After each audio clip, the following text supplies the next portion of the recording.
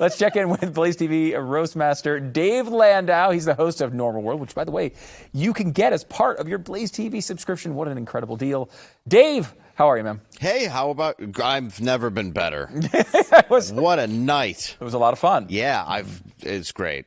I'm looking forward to the future. Are you? Are you? Really believable. Is there a future, Dave? Yeah, I own a gun. Okay. I don't know what I'm going to point that at, but yeah, go ahead.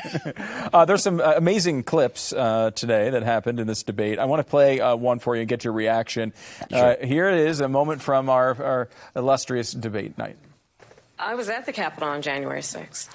I was the vice president-elect. I was also an acting senator. I was there. And on that day, the President of the United States incited a violent mob to attack our nation's Capitol. She just admitted to being at the Capitol on January 6th. Now, I think it's important that we prosecute.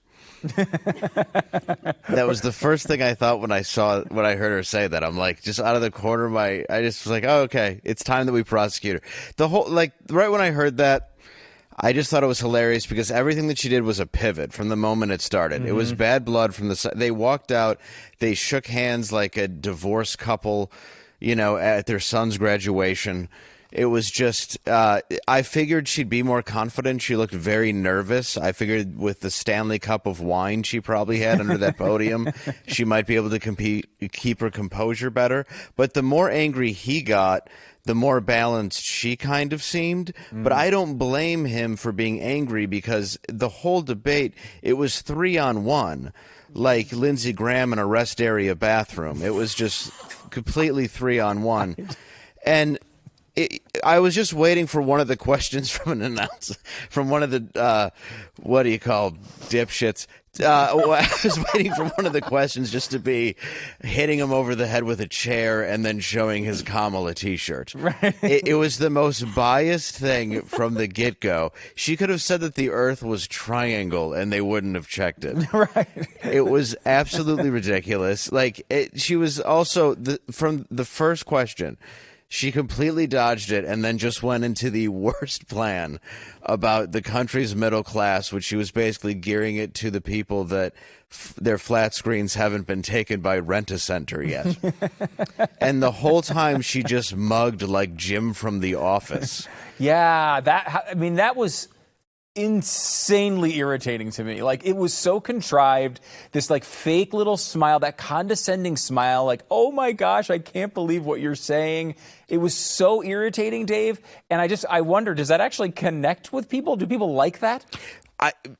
Men don't, because they're used to that face. It's very, it's very, you're not getting any tonight. I don't know if women do, but I don't think women like other women. No offense to the ones on the panel. You probably hate each other in competition.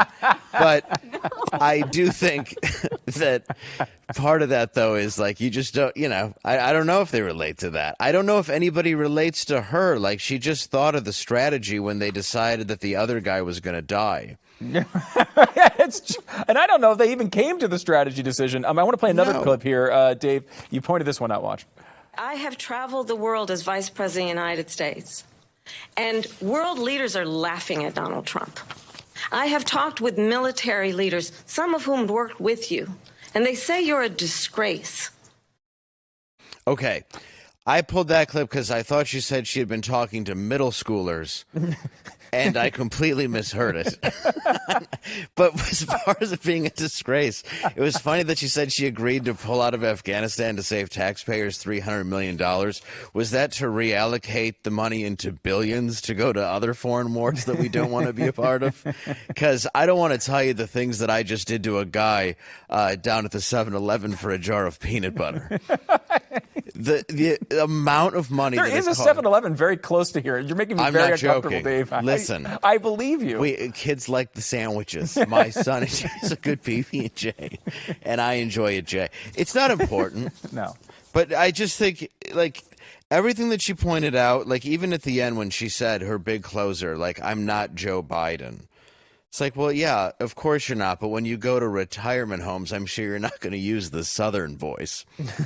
Yeah, that's very, very true. Yeah. The whole thing, I don't know. I think Oh, the other part I loved was when she said, "People leave your rallies early." Well, sure, he was getting shot.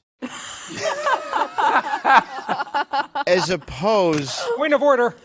yeah, as opposed to when people left, Biden's rallies early because he just had to take a question from Ben Franklin and then shake hands with a camera.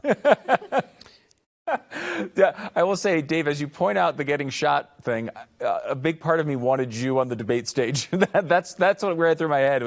It would have been great if you were up there to say that, because that would have been. I can't believe he didn't make more of a big deal. The guy actually got shot, shot on stage. It was like a 12-hour story. And like the media was just totally moved on. Yeah, we were talking about that the other day on Sarah's show, where people say, do we still have to talk about that? It's like, we're still trying to figure out what happened to JFK. Right. This was like 6 weeks ago. And we're like, we don't need to bring it up. It just nicked his ear. Yeah.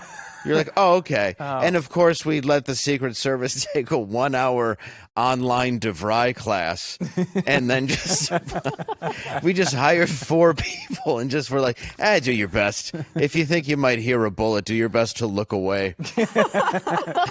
Once he's on the ground, rush the stage.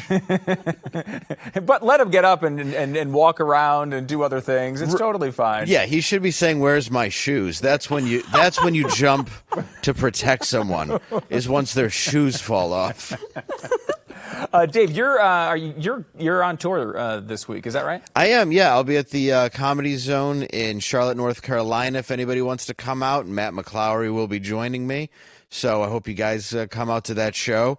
And, I think it's going to be the end of the world soon. So enjoy the last few breaths of freedom we have. I wish I could be less bleak, but I'm not. And this is the sort of analysis you'll get on Normal World. Of course, part of your Blaze TV subscription, blazetv.com/debate. Crowed. Oh, and I made a cat steak. Yeah, 40.